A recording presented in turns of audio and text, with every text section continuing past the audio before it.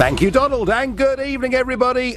Once again, a Commons furore in which John Bercow is at the centre, and those that listen to this show will know I have been very critical of the Speaker in the past. Why, you may ask? Well, if you go to the Parliament's website, you will see that the Speaker is the chief officer and highest authority of the House of Commons and must remain impartial at all times. OK? It's quite straightforward, isn't it? Now, this role has evolved over the years. It first really began in its modern form in 1377. During the Middle Ages, a total of 7 speakers were actually beheaded for doing their job, which is why, traditionally, the Speaker is somebody who is dragged reluctantly to the Speaker's chair, although when John Bercow got it in 2009, he rather sprinted up there, because he rather fancied himself for this position, said he would only serve for a maximum of 9 years. That's up now. Goodness knows how long he wants to go on for. But there have been some amazing speakers over the years that have shown neutrality in the most testing and difficult of circumstances. Think about this. When Charles I himself walked into the House of Commons on the 4th of January 1642 to arrest 5 MPs for treason, Speaker William Lentil refused to reveal where they were. Hitherto seen as a rather timorous chap, the books tell us, this was his moment. He fell to his knees and told the king, "May it please your majesty, I have neither eyes to see nor tongue to speak in this place, but as the house is pleased to direct me, whose servant I am here." And the king was pretty humiliated and turned around and left, and Lentil didn't get beheaded. But they are the lengths to which great speakers have gone to maintain their independence and neutrality. So let's have a listen to what happened in the House of Commons today, and I want you to tell me whether you think this Speaker is acting in a true, impartial manner. The whole thing started today with a question that was asked by David Evernett, who's a Conservative MP for Bexley Heath and Crayford. Can my right honourable friend confirm that the upcoming Commonwealth Summit is an opportune moment for us to demonstrate the strength and diversity of this unique family of nations? Absolutely. Secretary. I passionately agree. It is the most astonishing. It is the most. Say no, says the Labour front bench. That's their attitude. That's their attitude. Isn't that extraordinary? Isn't that extraordinary?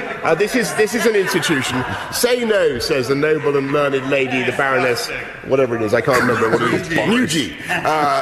What an extraordinary thing. This is an institution that encompasses 2.4 billion people, some of the fastest growing economies in the world, and we have an unrivaled opportunity to embrace them here in London, and we're going to do it. Order. I don't want to be unkind or discourteous to the Foreign Secretary, but I say on advice as the clerks swivel round to me, 2 things. First of all, we don't name call in this chamber. And secondly, I'm dealing with the matter. The right honourable gentleman will listen and benefit from listening. Oh, please. Secondly, we do not address people by the titles of their spouses. The Shadow Foreign Secretary has a name, and it's not Lady something. We know what her name is, and it is inappropriate and frankly sexist to speak in those terms. Gosh. And I'm not having it in this chamber. That is the end of the matter. No matter how senior a member, that parlance is not legitimate, it will not be allowed, and it will be called out on it, and I require no chuntering from secretary position from any occupant of the Treasury bench. I've said what the position is, and believe me, that is the end of the matter.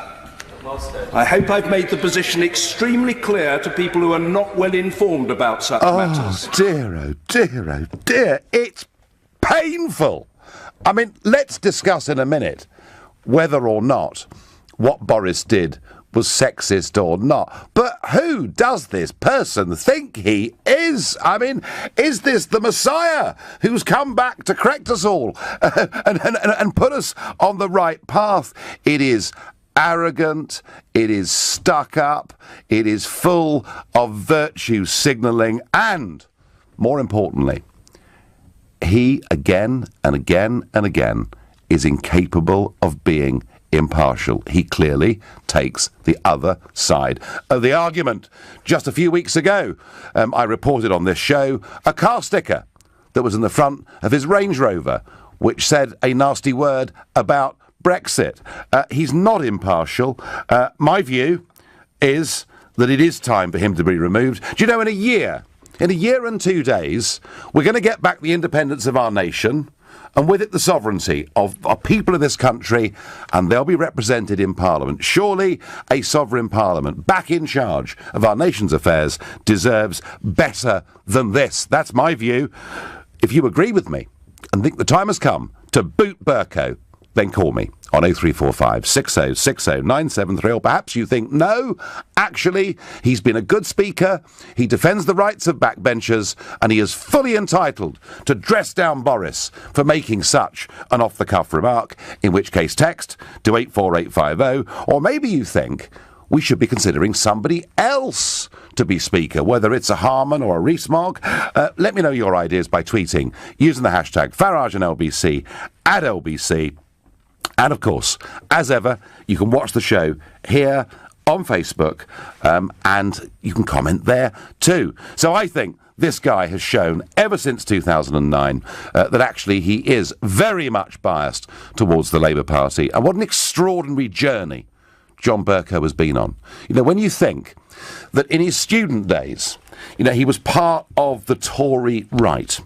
He was part of the Federation of Conservative Students, an organisation that was considered to be so right-wing that Norman Tebbit closed it down. He was a member of the Monday Club, and that's an organisation that in modern parlance would be considered to be a far right organisation, and he's now been on this truly remarkable journey. I do not think that Bercow is capable of being impartial. I believe it's time for him to be removed. I want to know what you think. You can call me on 0345 6060 973. Is it time to boot Bercow? And, interestingly, do you think that Boris Johnson acted in a sexist way? Were his comments sexist or not? Now, this is not the first time. This is not the first time that Bercow clearly, in my opinion, has acted in a way that shows he lacks neutrality. Because shortly after Donald Trump became President of the USA, we heard his view on that. I'm going to play that to you in a minute, but firstly, I'll go to Thomas in Worthing. Thomas, good evening. Good evening. So, yeah, it's laughable, isn't it? It really is. So, a couple of years ago, you have Ben Bradshaw and David Cameron in Parliament mocking your name as sounding foreign. That's right. No intervention from the Speaker on that occasion. No. You have January this year, on the 31st, Emily Thornberry mocking Conservative and DUP MPs, both male and female, as cavemen, and no intervention at all from the Speaker on that occasion either. I mean, one of the first things, Thomas, that he said today was, we do not do name-calling in this House. Really? I thought they've been doing it for about 800 years. You know, when Vince Cable famously said of Gordon Brown when he was Prime Minister that he'd gone in the space of a month from Stalin to Mr. Bean, I thought it was really, really funny and really good. But it was name-calling, wasn't it? It was, and I tell you what I find startling and awfully coincidental about this whole issue. I mean, firstly, obviously, you've got the issues surrounding John Bercow, the accusations made about him, etc. You also have the Labour Party anti-Semitism scandal, which this has provided a really good cover for, hasn't it? Nobody's talking about it now. I mean, I've been covering this on social networking sites, and in the something like 4 hours since this was picked up and discussed online, more people have talked about Boris Johnson in the context of being sexist than Jeremy Corbyn and the anti-Semitism that's happening in the Labour Party over the last 48 hours. That's probably What's true. going on? That is probably true. Now, you know, Boris, of course, let's remember, did subsequently apologised, and he said, any inadvertent sexism or discourtesy that you may have deemed me to be guilty of, I heartily tender my apologies for, and to the Right Honourable Lady, if she was offended, I meant no harm. I apologise unreservedly to her if I have offended the feelings of the Right Honourable Lady. So Boris felt that he had to apologise for what he'd done. Do you think Boris behaved in a sexist manner? I don't think he behaved in a sexist manner. I think he was inappropriate. It was a very unprofessional and poor choice of words.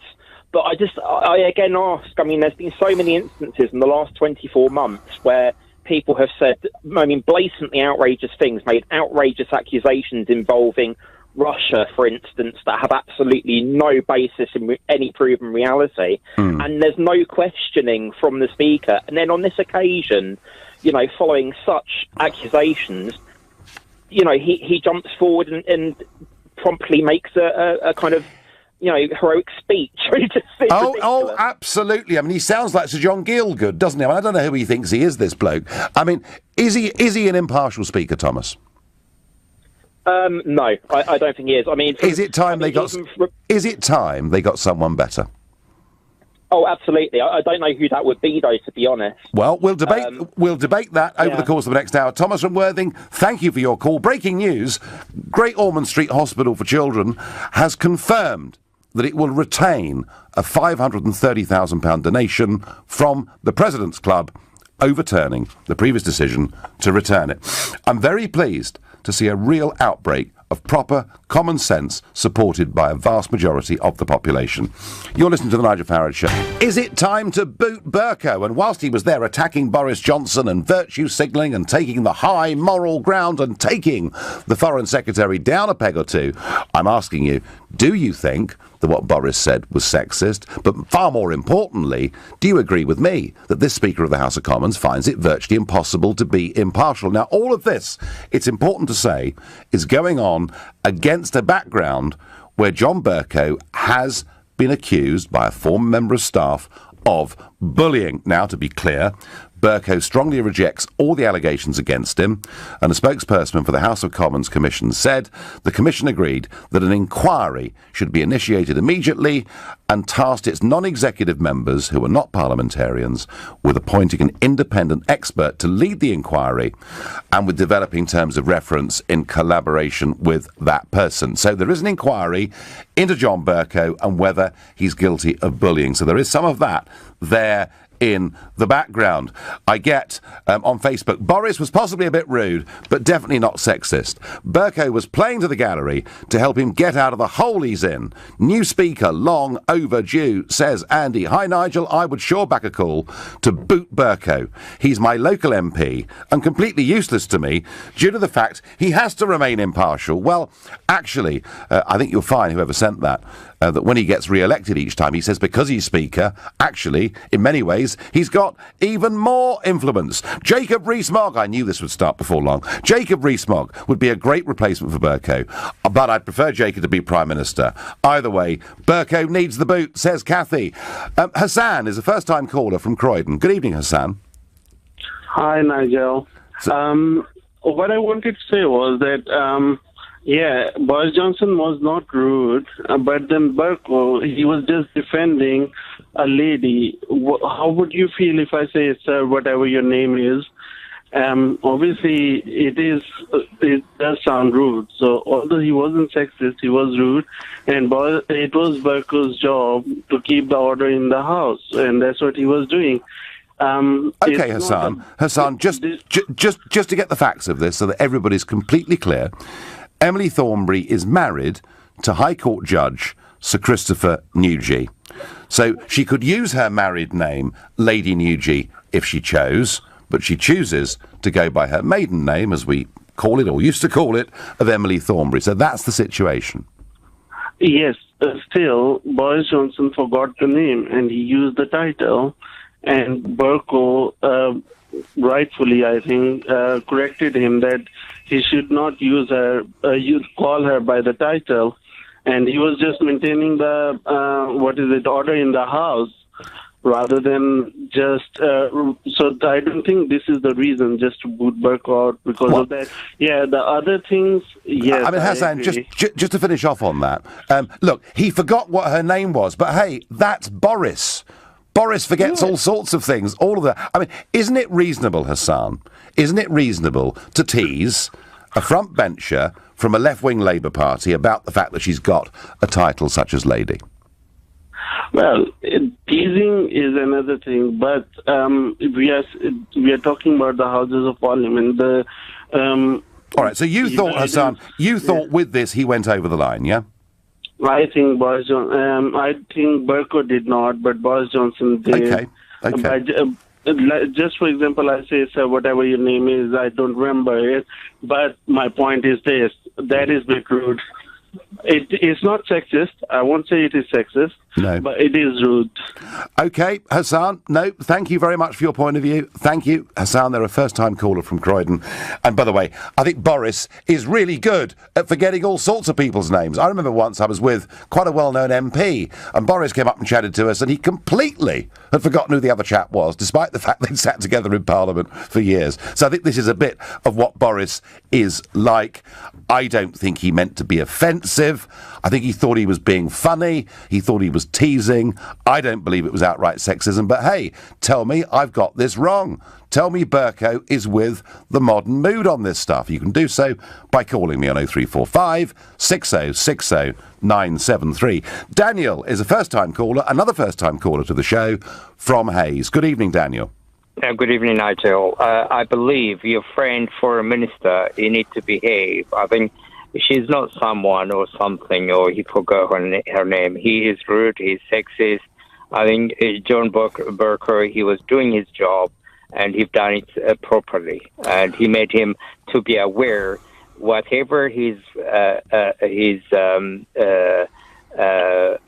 positions, he has to behave. He has to behave like anybody else. Well, Boris and behaving, Daniel, I mean, they're not two words that one automatically puts together, of course, because he's always kind of done his own thing. But, all right, Daniel, you take the view, again, you know, another caller that takes the view that Boris had stepped over the line. I don't particularly agree with that, but that's your point of view.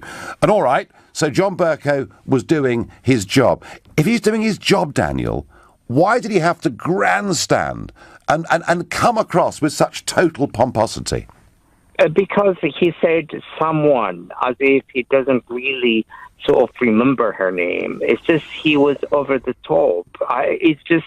But the point I'm making, Daniel, Bercow could have said, as Speaker of the House, my view, Mr. Johnson, is you've gone a bit over the top here. That was an unnecessary comment. Some may have thought to be sexist, and you should apologise.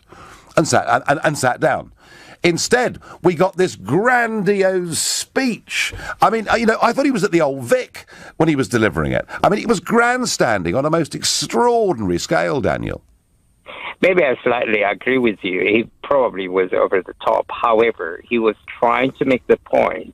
He doesn't want Johnson to think, because of his position, he can abuse others. And he's trying to remind him. I think that is the case. However, I probably agree with you. Probably he is over the top. Yeah, I mean, Bercow is very good, isn't he? Grandstanding on the most extraordinary scale. But the fundamental point, Daniel, I mean, do you think, given this and other incidences, do you think that Bercow is a neutral speaker? Well, I don't know on that, but from what I've heard today, he's trying to make a big point to remind Johnson you cannot, abuse your position. All right, no, fair dues. No, Daniel, fine. Well, let's listen to John Bercow in full flight on the issue of President Trump of America. I must say to the honourable gentleman, to all who signed his early day motion and to others with strong views about this matter on either side of the argument, that before the imposition of the migrant ban, I would myself have been strongly opposed to an address by President Trump in Westminster Hall. After the imposition of the migrant ban by President Trump, I am even more strongly opposed to an address by President Trump in Westminster Hall. So far as the Royal Gallery is concerned, and again I operate on advice, I do not perhaps have as strong a say in that matter. It is in a different part of the building, although customarily an invitation to a visiting leader to deliver an address there would be issued in the names of the two speakers. I would not wish to issue an invitation to President Trump to speak in the Royal Gallery. And I conclude by saying to the honourable gentleman this: we value our relationship with the United States. If a state visit takes place, that is way beyond and above the pay grade of the Speaker. However, as far as this place is concerned, I feel very strongly that our opposition to racism and to sexism, and our support for equality before the law and an independent judiciary are hugely important considerations in the House of Commons. Oh dear, how is that impartiality? He's commenting on one of the main election pledges that Donald Trump made, namely that he would keep in place Obama's tight controls on the numbers that could come into America from 7 Middle Eastern, predominantly Muslim population countries. I never once heard Bercow attacking Obama for putting that policy in the first place. But here he is. So the most powerful man in the world who wants to be our ally is banned from the Palace of Westminster because of bolshy little Bercow. He is not impartial, and he is degrading, in my opinion, this extraordinary, great office of state. Something that is meant to be a symbol that is seen all around the world, part of our continuity, part of our history. And I think he's totally abused the position. I believe firmly that it's time Bercow got the boot. You're listening to the Nigel Farage Show. Well, we're discussing whether we should boot Bercow, whether he has breached impartiality. I played you before the break his comments on Donald Trump and Donald Trump's manifesto, which John Bercow didn't like, and therefore he's to be banned from the Palace of Westminster. And frankly, I thought his attack on Boris Johnson today was completely and utterly over the top. And I think repeatedly he appears to take Labour's side in what's going on in the House of Commons. That is my view, but you can tell me I've got this completely twisted round my neck by calling 0345 6060 973. But before we go back to that, this morning on the James O'Brien Show on LBC, Lord Patten was a guest here in the studio. Lord Patten, former Conservative Member of Parliament, of course former Governor of Hong Kong. He was there at the big handover, and of course after that European Commissioner and a firm supporter of the European project. And he said today that Leavers will do anything to ensure Brexit. If you make the sort of remarks I've made about the nonsense that's talked on the trade deals which are waiting us out there if only we get out of the customs union, if you point out the nonsense which is talked about being able to have virtual borders, if you take to pieces the arguments that we're somehow going to take back control if we're outside the European Union, you're denounced by one or two of our tabloid newspapers and one or two others as being unpatriotic, as being a traitor, as being an enemy of the people. It's all awful hogwash, and it's going to make us, at the end of the day, I mean, there won't be plagues of locusts, the sun will still come up in the mornings, but at the end of the day, we will be less well off and less influential as a country. And I think young people know that very well.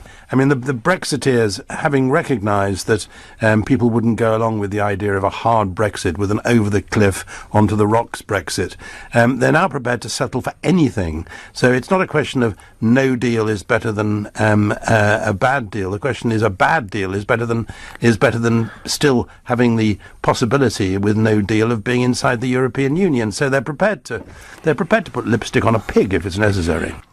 I disagree with absolutely every single thing that Lord Patten just said there. But here's the interesting bit of the story for you. So, former European commissioners get incredibly generous pensions from the European Union, but they are conditional pensions, and they only to continue to receive the pensions provided they uphold the original promise they made to the European Union when they became a commissioner in the first place, to uphold the treaties and the values of the European Union project. So if he was to come out as a Eurosceptic, they would probably stop his pension. And I hope in future, when Lord Patten stands up and speaks in this way in the House of Lords, he declares an interest before he does so. Well, back to the lower house and back to Bercow. It's time Bercow went. I'm sick of his Napoleon complex. He was definitely helping the opposition to take the headlines away from them. As for Emily Thornberry being offended, this woman could stop attack in its tracks with just one look. I'm a Conservative, but I would prefer somebody else as Speaker, says Margaret in Bolton. Look, Emily Thornberry can look after herself. Of that, there is absolutely no doubt at all. But the Speaker deemed that it was sexist.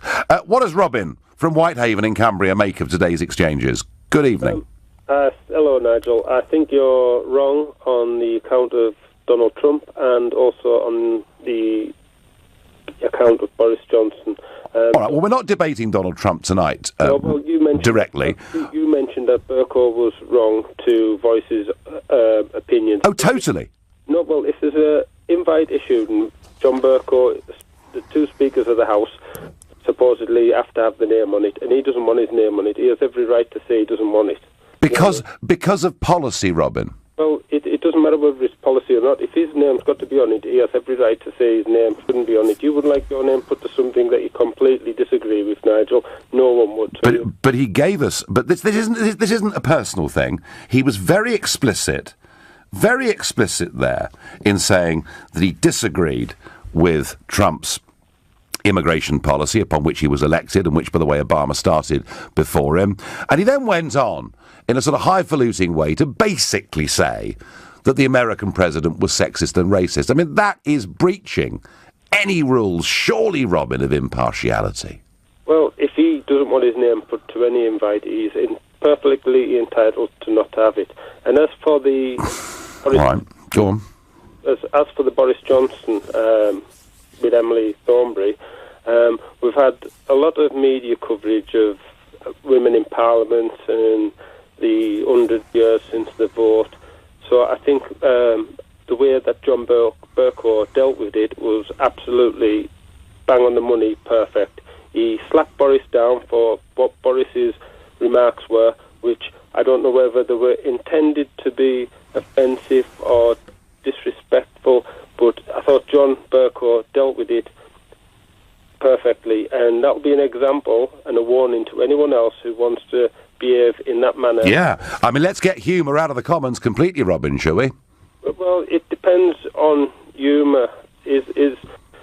You've got to... I think Boris overstepped the mark, personally, I really do. Do you, Robin, I had a caller earlier on, I wonder whether you would agree with this, who took a similar point of view to you. And what he was upset about was the fact that Boris didn't appear to know her, or pretended, I was told, not to know her name. Well, only Boris will know whether he did or didn't know her name. Well, actually, knowing Boris, he probably still won't know the answer to that, but...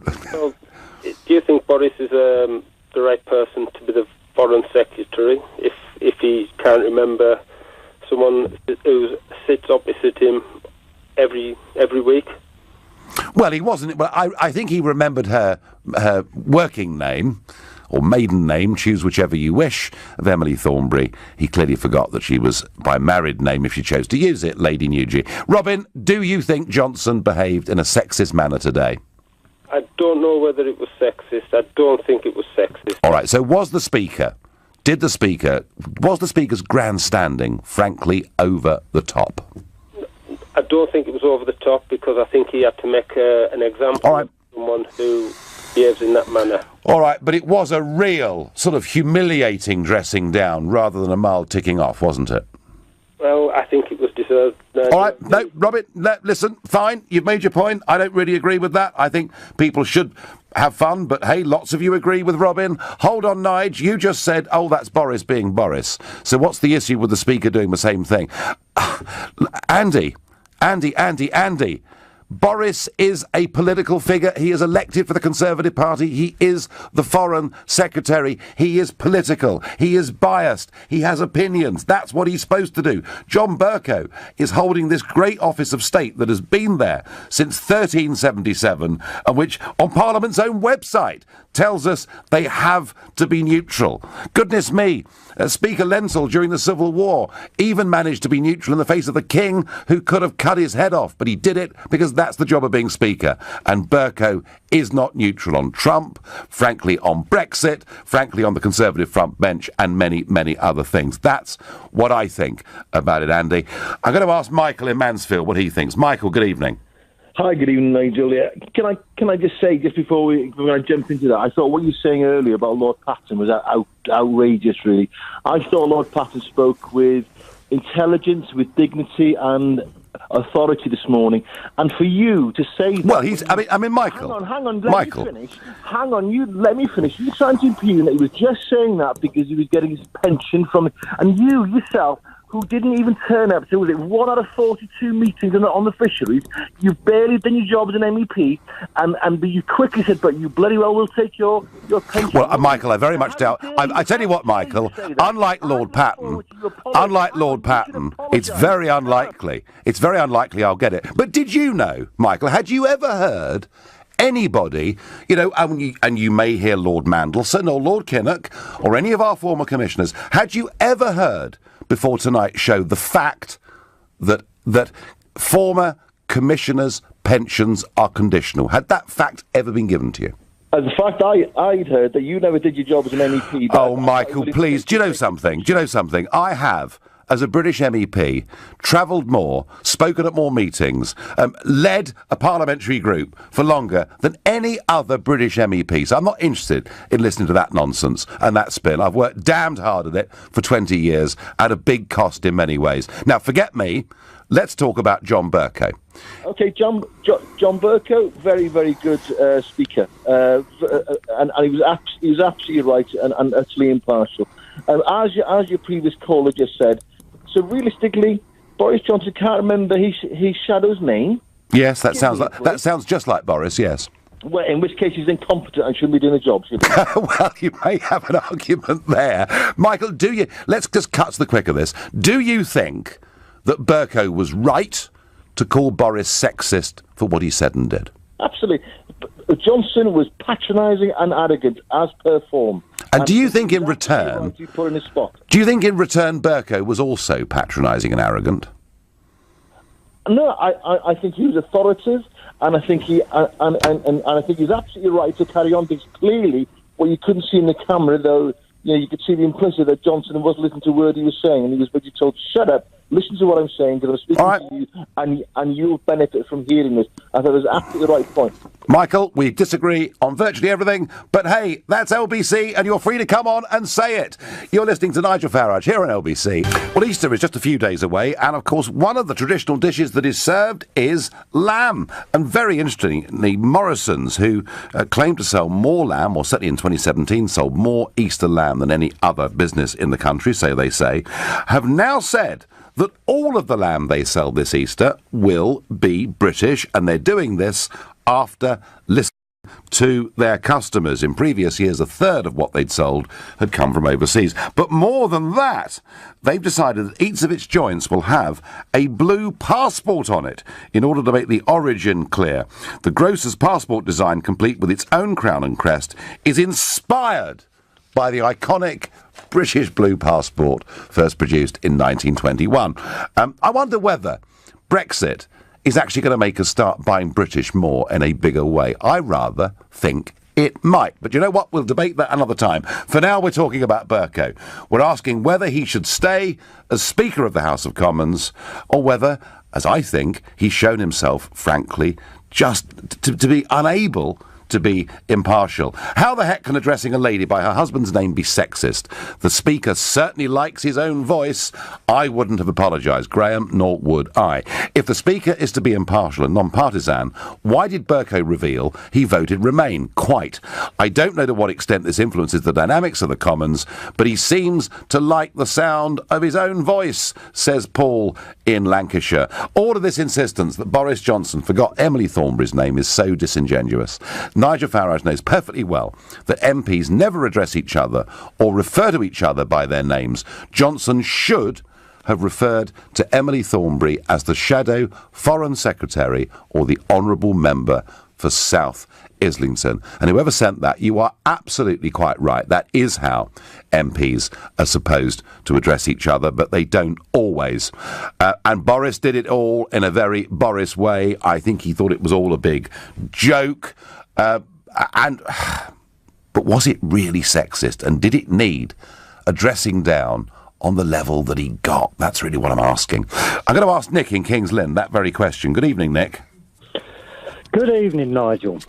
Well, I think you've got to remember that John Bercow is a staunch Conservative Member of Parliament. He was elected by one of the most staunch Tory constituencies in Buckingham, and he got about a 30,000 majority at the last election. Now, if the House of Commons actually thought he was being biased towards the Labour Party, which I think is absolutely ridiculous, of course he's not being biased towards the Labour Party, then surely they're grown up enough to make their mark or to actually bring that to his attention. Well, he was voted in, Nick. He was voted in, Nick, by Labour votes, wasn't he? It was overwhelmingly the Parliamentary Labour Party voting Bercow, and the Tories, some of them doing so quite reluctantly. And he has, Nick, been on this remarkable right-to-left political journey, hasn't he?